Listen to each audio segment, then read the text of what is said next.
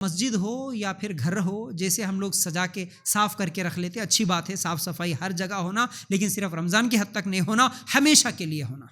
کئی لوگ تو رمضان کے مہینے میں بھی وہ کھائے سو تربوز، موز کے چھلکے، یہ وہ فروٹس پورے جہاں کہ ہم اپنے گھروں میں کونے میں کپا بنا کے رکھ لیتے، مسجدوں میں بھی کونے میں ایسا جبا کام بولے وہاں پھینک کے رکھ دیتے۔ یہ چیز ہے، گندگی نہیں ہونا، صاف ستھرے رہنا، ہمارے گھر بھی صاف ستھرے رہیں اور ہمارے مسجدیں بھی صاف ستھری رہیں۔ اس کے ساتھ ساتھ مسجدوں کے ذمہ دار رمضان کے مہینوں میں خاص طور سے اپنے مسجدوں کا ساؤنڈ سسٹم اچھا رکھے۔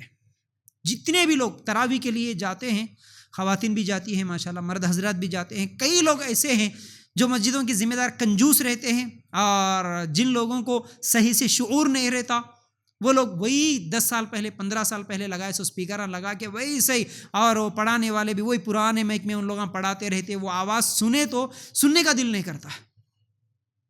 اور جتنی اچھی آواز ہوگی قرأت کر، اس لیے ہم قاریوں کو جو پسند کرتے ہیں۔ قرآن کیا ہے؟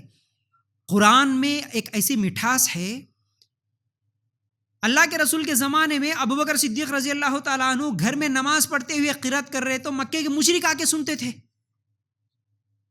کئی صحابہ کی پیاری آواز، اللہ کے رسول بولتے تھے اے صحابی تم سناؤ، میں سننا چاہتا ہوں، تمہاری آواز میں سننا چاہتا ہوں میں۔ ارے قرآن سننا بھی ثواب ہے جی، تو آپ تراویح کے لیے ٹھہرے، اور اگر پیاری آواز، اچھے قاری، اچھے حافظ قرآن، اس کے بعد اچھا مائک سسٹم ہے، اچھے اسپیکرز ہے، تو کتنا سکون ملتا ہے نماز پڑھنے میں۔ اچھی قرأت کرنے والا ہے، لیکن وہ ساؤنڈ سسٹم اتنا خطرناک ہے کہ وہ کانا پورے پھٹ جا رہے، کہیں کہیں کیا کیا کی آوازیں آتے رہتے کئی لوگوں کے، وہ نماز میں کیا خشوع رہتی۔ تو یہ شعور اکثر لوگوں کو نہیں ہے، اکثر مسجدوں کے ذمہ داروں کو نہیں ہے، اکثر نماز پڑھانے والوں کو نہیں ہے، اکثر خطیبوں کو نہیں ہے۔ مائک سسٹم کیسا رہنا، مائک بات کرنے کا مائک کیسا رہنا، آواز نکلنے والا اسپیکر کیسا رہنا، یہ تمام چیزیں اگر بہتر رہیں گی تو آپ کی نماز بھی چین و سکون کے ساتھ، آپ 1 گھنٹے کی جگہ 2 گھنٹے بھی ٹھہر کے پڑھ سکتے۔ ہم لوگوں نے دیکھا الحمدللہ، جب باہر ممالک میں آپ لوگ بھی کبھی گئے تو آپ وہاں پر دیکھو، کبھی دبئی میں، کبھی سعودی میں، وہاں تو ماشاءاللہ رمضان میں، یہاں پر جیسے ہمارے انڈیا میں کبھی کوئی ناچنے گانے والا، کوئی ناچنے گانے والی، کوئی اینکر، کوئی تو بھی آ گئے شاپنگ مال میں اوپننگ کے لیے آ گئے، بولے تو کیسا لوگ پورے بھاگتے یہ گندے لوگوں کو دیکھنے کے لیے۔ وہاں ماشاءاللہ قرآن پڑھنے والے مشہور قاریوں کے لیے انتظار کرتے ہیں، وہاں ایڈورٹائزمنٹ ہوتا۔ دبئی میں تھا تو دیکھتا تھا کہ ماشاءاللہ رمضان کے مہینے میں کون سی مسجد میں، کون سے علاقے میں کون سے مشہور قاری آ رہے، جہاں بولے وہاں پر پوسٹرز لگتے تھے۔ اب وہ دیکھ لے کہ ہم لوگ انتظار میں ماشاءاللہ وہاں پر سائیکل پہ دوڑتے تھے۔ وہ دن مجھے ابھی بھی یاد ہے اچھی طرح، 2010 2011 2009 میں جب ہم لوگ قرآن و سنت کو سمجھے تھے، اس وقت ہم لوگوں کو جب معلوم ہوا کہ مشری الافاسی آ رہے، ادریس ابکر آ رہے، ایسے ابو بکر الاشتری آ رہے ہیں، آپ ان قاریوں کو یوٹیوب میں سرچ کر کے دیکھو، ان کی آوازیں کتنی پیاری رہتی۔ شیخ سدیس کی آواز تو آپ ہمیشہ جو بھی حرم میں جاتے ہیں عمرہ کے لیے ان کی آواز سنتے ہیں، جب وہ لوگ آتے تو خوشی کے ساتھ چلے آتے، دور دور سے لوگ آ کے وہاں پر سکون سے نماز پڑھتے۔ اب وہاں کا ساؤنڈ سسٹم اور وہاں کی جو بڑی بڑی مسجدیں، وہاں کی جو آواز، اللہ اکبر، پوری دنیا بھول جائیں گے۔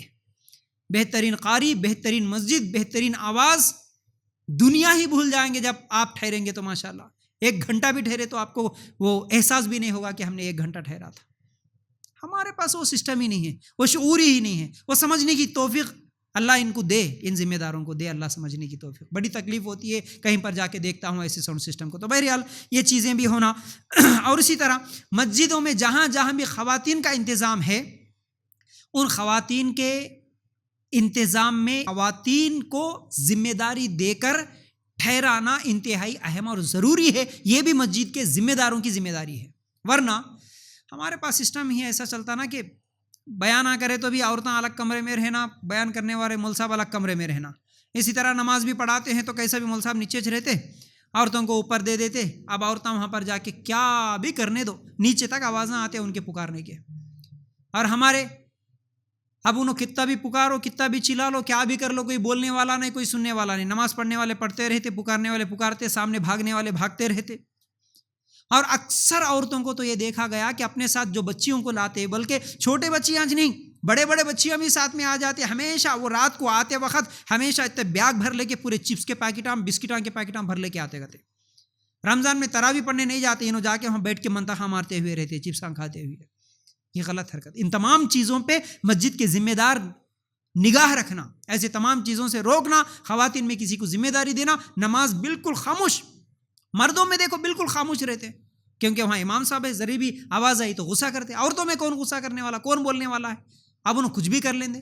ایک جگہ تو دیکھا میں رمضان کے آخری 29ویں تاخیرات کو جا کے بیان کر رہا تھا, ہماری گھر والی کو بھیجا تھا, جاؤ جی تم اوپر جاؤ بول کے, میں نیچے بیان کر رہا ہوں. پورا بیان ہونے کے بعد واپس جاتے ہو تو انہوں بول رہے مسجد میں عورتیں مہندی کے کونا لا لے کے ڈیزائن ادا لے رہے کرتے. یہ حالت مسجد میں, یہ حالت بیان کرے کوئی فرق نہیں پڑتا ان کو. ایسا نہیں ہونا.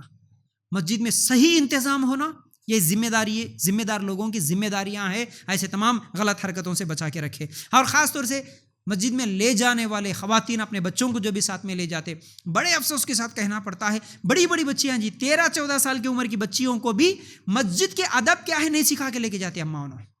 اماں تو نماز پڑھتے رہتی, لیکن یہ بچی ہے ہماری چھوٹی بچی ہے ابھی, جاؤ. بچیاں پورے نوجوان بچیاں مل کے کونے میں باتاں کر لیتے ہوئے, ہنسی مذاق کر لیتے ہوئے, فوناں دیکھ لیتے ہوئے, ڈیزائناں ڈال لیتے ہوئے, چپس کھا لیتے ہوئے, بسکٹاں کھا لیتے ہوئے, شور کرتے ہوئے ہنگامہ کر دے رہے مسجدوں میں. چھوٹے بچیاں نہیں, بڑے بچیاں 13-14-15 سال کی عمر کی بچیاں ایسی حرکتیں کر رہی. تو بہرحال ایسے تمام چیزوں سے بچانا یہ ذمہ داروں کی بھی ذمہ داری ہے. ماں اور باپ ان لوگوں کی ذمہ داری ہے بیٹا مسجد کا یہ احترام کرنا, مسجد کے یہ آداب ہے, وہاں جا کے خاموش رہنا, ورنہ پھر بڑی سخت سزا ہوگی. اس طرح ڈرا کے سمجھا کے کچھ بھی کر کے ان کو مسجد میں لے جانے کی ضرورت ہے. ٹھیک ہے. اس کے بعد 9ویں چیز, مرد حضرات سے میری یہ گزارش ہے کہ گھر کے خواتین کو زیادہ کھانے اور اچھے کھانوں کی فرمائش کر کے ان کو زیادہ تکلیف میں نہیں ڈالنا. ورنہ اکثر مرد حضرات گھر میں یہ کھانا بننا, کل یہ بننا, یہ پکانا, وہ رمضان آئے تو ہو گیا. کچھ لوگوں کے لیے اب یہ مثال دیکھو, میں ہمیشہ سوچتا ہوں رمضان آیا تو الگ الگ قسم کے لوگ ہیں. رمضان کچھ لوگوں کے لیے بزنس کرنے کا موقع ہے, رمضان کچھ لوگوں کے لیے سونے آرام کرنے کا موقع ہے, رمضان کچھ لوگوں کے لیے اچھے کھانے کا موقع ہے. رمضان میں اچھے کھانے کھانا, اس لیے سب سے زیادہ کھانا رمضان میں کھاتے. ہوٹل بھی رمضان میں زیادہ کھل جاتے. باہر کے یہ جتنے بھی چیزاں ہیں, پورے مسلمانوں کے محلے بھرے ہوئے کھانے پینے کی چیزوں. رمضان کھانے پینے کی چیزوں کا نام نہیں ہے.